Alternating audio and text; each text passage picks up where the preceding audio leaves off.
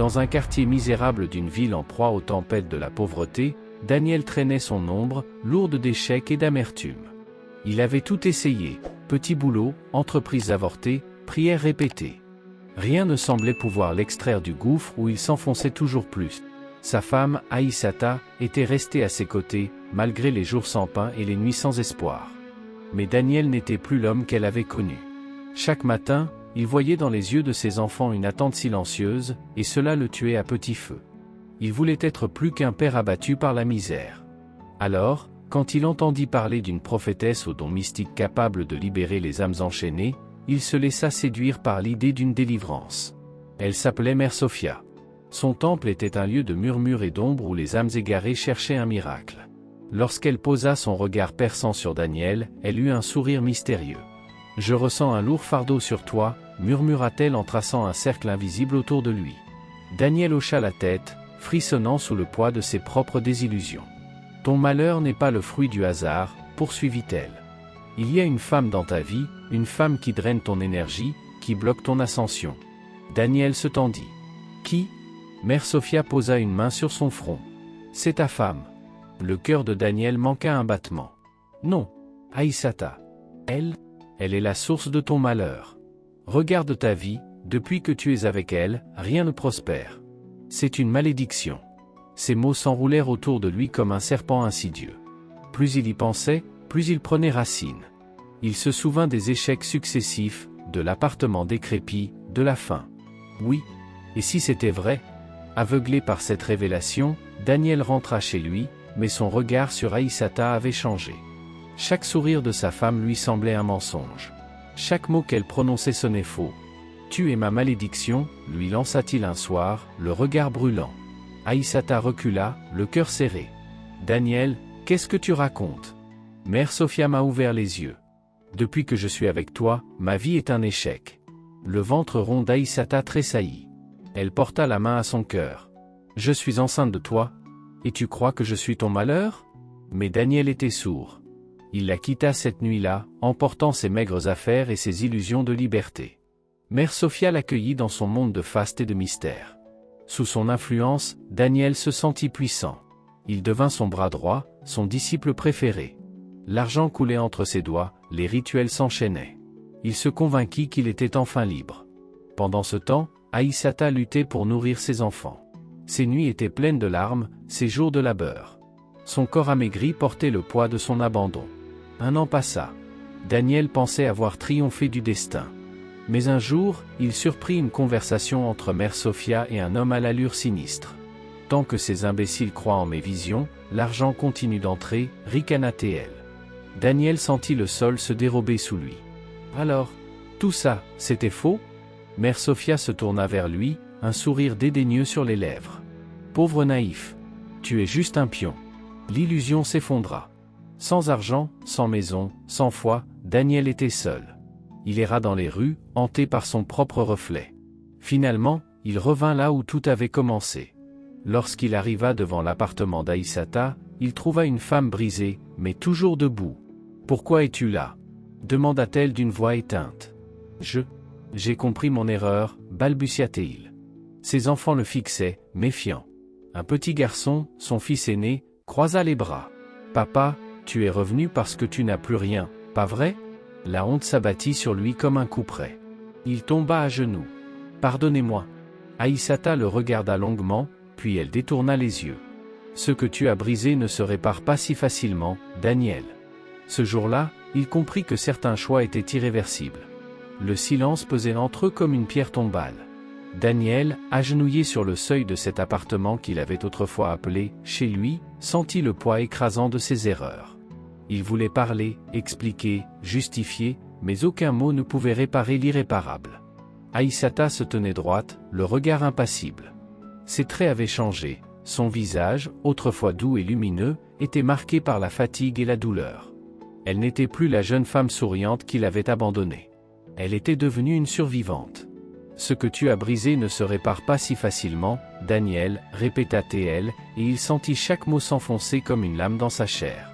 Il baissa la tête, incapable de soutenir son regard. « Je ne savais pas. » « Tu ne savais pas quoi ? Que les faux prophètes existent. Que l'amour ne se piétine pas sans conséquence. Que les enfants grandissent sans attendre tes caprices. Sa voix tremblait d'émotion contenue, mais ses yeux étaient secs. Elle avait trop pleuré. Daniel se redressa lentement. Il voulut toucher la main d'Aïssata, mais elle recula d'un pas. « Je ne suis pas là pour mendier, » murmura-t-il. « Je veux juste une chance, de réparer ce qui peut l'être. » Aïssata lâcha un rire amer. « Réparer ? Comment répare-t-on une trahison pareille, Daniel ?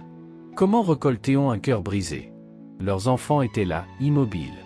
Le plus jeune, un garçon de 6 ans, s'accrochait aux jambes de sa mère. Le bébé dans ses bras dormait paisiblement, ignorant tout du drame familial qui se jouait. « J'ai faim, maman, » murmura le garçon. Aïssata caressa sa tête, un geste protecteur qui fit mal à Daniel. Ce rôle aurait dû être le sien. Il plongea la main dans sa poche et en sortit quelques billets froissés, l'unique argent qu'il lui restait. « Prends ça, pour les enfants. » Aïssata haussa un sourcil. « Tu crois que l'argent peut effacer ton absence ?» Elle hésita, puis finit par prendre les billets d'une main tremblante. Son regard disait tout, elle n'avait pas le luxe de refuser une aide, même venant de lui.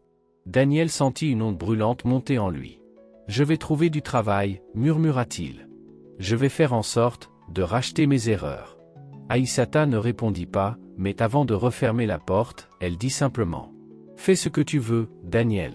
Mais sache que certaines blessures ne guérissent jamais. » Daniel erra dans les rues, hanté par les souvenirs. Il n'avait plus de maison, plus d'amis. Les disciples de Mère Sophia l'avaient rejeté comme un vulgaire déchet dès qu'ils avaient compris qu'il n'avait plus rien à offrir. Il trouva refuge dans un petit foyer pour sans-abri, où il partageait une chambre exiguë avec 2 autres hommes aussi déchus que lui. Chaque matin, il se levait à l'aube pour chercher du travail. Il enchaîna les petits boulots, maçon, livreur, agent de nettoyage. Rien n'était trop dur, trop humiliant. Il économisait chaque pièce, chaque billet, rêvant du jour où il pourrait offrir quelque chose de mieux à ses enfants. Les mois passèrent. Il se reconstruisait, lentement, douloureusement. Un jour, après une longue journée de travail, il se retrouva devant l'appartement d'Aïssata. Il n'osa pas frapper. Il se contenta d'observer, de loin, les fenêtres illuminées, essayant d'imaginer la vie qui continuait sans lui. Puis, il entendit un rire d'enfant. C'était son fils. Son cœur se serra. Il était là, à quelques mètres d'eux, mais il restait un étranger. Ce fut d'Aïssata qui finit par le voir la première. Elle ouvrit la porte et s'approcha de lui, bras croisés. « Tu comptes rester planté là toute la nuit ?» Daniel baissa les yeux, honteux. « Je voulais juste voir. Nous voir souffrir ? Ou t'assurer que nous avons survécu sans toi ?» Il secoua la tête. « Je voulais juste m'assurer que, vous allez bien. » Aïssata soupira. « Entre. » Il leva les yeux, surpris. « Tu veux dire ? Juste pour le dîner. Rien de plus. » Il accepta, et en franchissant le seuil, il se sentit plus étranger que jamais. L'appartement était modeste, mais propre. Tout portait la marque du dur labeur d'Aïssata. Il remarqua des jouets rangés dans un coin, une table bien mise, un plat fumant posé au centre. « Lave-toi les mains, » dit Aïssata en servant les enfants. Il obéit, un nœud dans la gorge. Durant le repas, il observa ses enfants. Ils avaient grandi. Son fils aîné parlait avec assurance, sa fille riait aux éclats. Son bébé, qu'il n'avait jamais tenu dans ses bras, dormait paisiblement dans son berceau. C'était une famille. Sa famille. Mais il n'en était plus le pilier. Les jours passèrent. Daniel venait de temps en temps voir ses enfants, mais Aïssata gardait ses distances. Elle lui parlait peu, et chaque conversation était brève, mesurée. Un jour, alors qu'il aidait son fils à faire ses devoirs, il osa poser la question qui lui brûlait les lèvres. « Est-ce que tu pourrais me pardonner un jour ?» Aïssata posa la tasse de thé qu'elle tenait et le fixa. « Tu veux une réponse honnête ?» Il hocha la tête. Elle inspira profondément. « Je ne sais pas. » Ce fut comme un coup de poignard. « Mais, je vois que tu fais des efforts, » ajouta-t-elle après un moment. « Et pour ça, je te respecte. » C'était un début. Les mois devinrent des années. Daniel n'abandonna pas. Il se battit pour reconstruire un lien avec ses enfants. Il trouva un travail stable, loua un petit studio. Il assuma ses responsabilités sans attendre de récompense. Aïssata, elle, avançait aussi. Elle avait retrouvé son sourire, mais ce n'était plus à lui qu'il était destiné.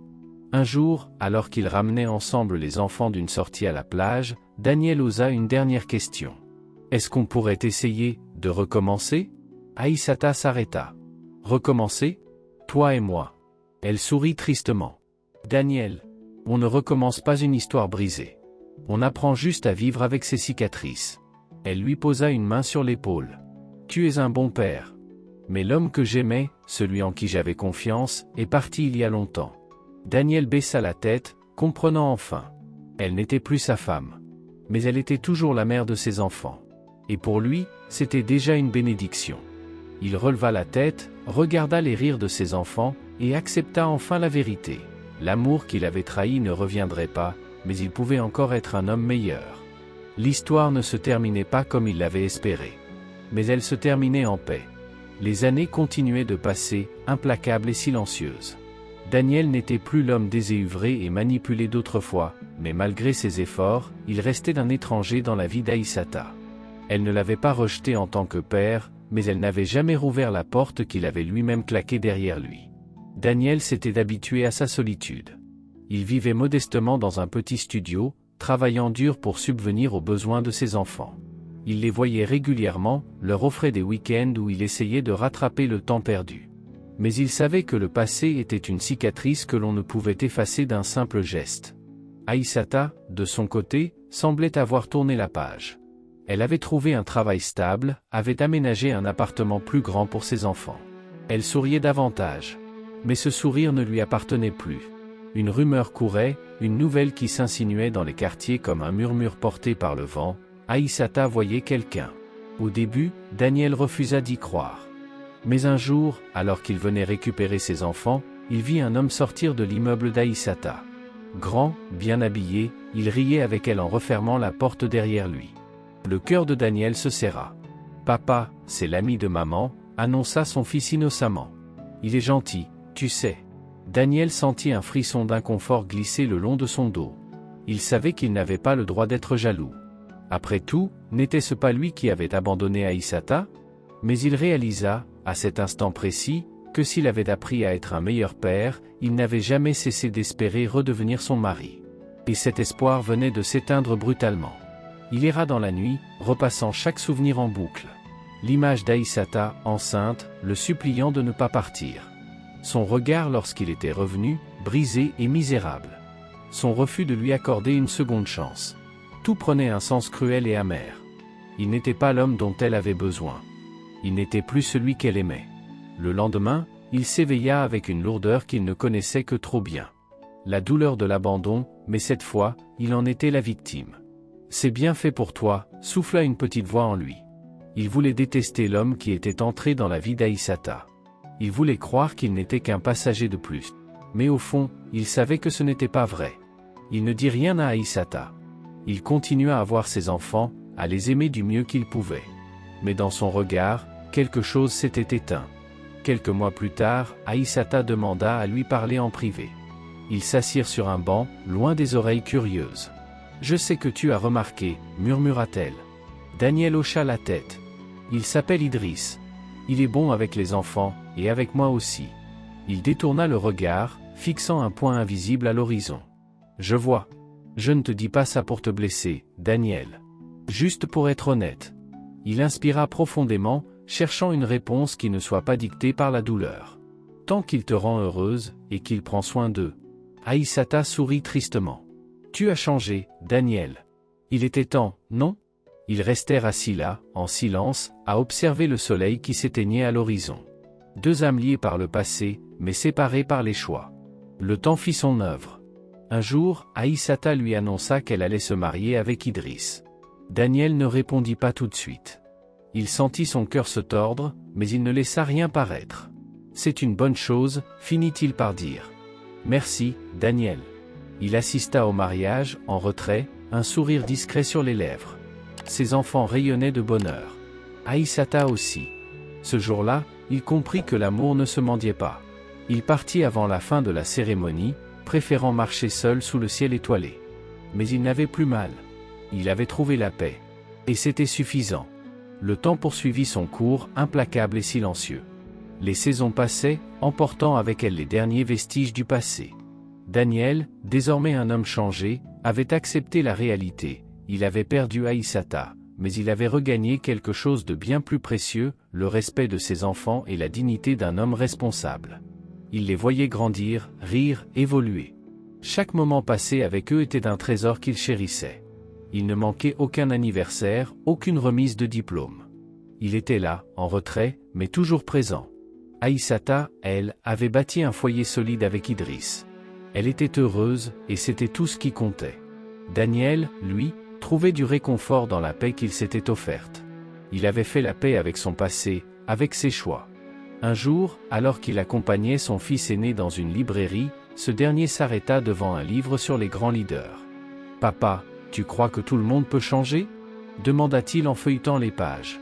Daniel sourit, posa une main sur l'épaule de son fils et répondit doucement. « Oui. Mais seulement s'il en paie le prix. » Son fils hocha la tête, réfléchissant à ces mots.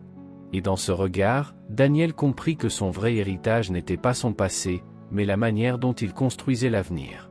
Il était peut-être tombé, mais il s'était relevé. Si cette histoire vous a touché, abonnez-vous pour découvrir d'autres récits poignants et inspirants. Chaque histoire a une leçon, chaque destin une vérité à dévoiler. Activez les notifications pour ne rien manquer et partagez cette histoire avec ceux qui ont besoin d'un rappel. Le pardon se mérite, et les erreurs ne définissent pas une vie, tant qu'on apprend à les réparer. Merci de votre soutien, et à bientôt pour une nouvelle histoire.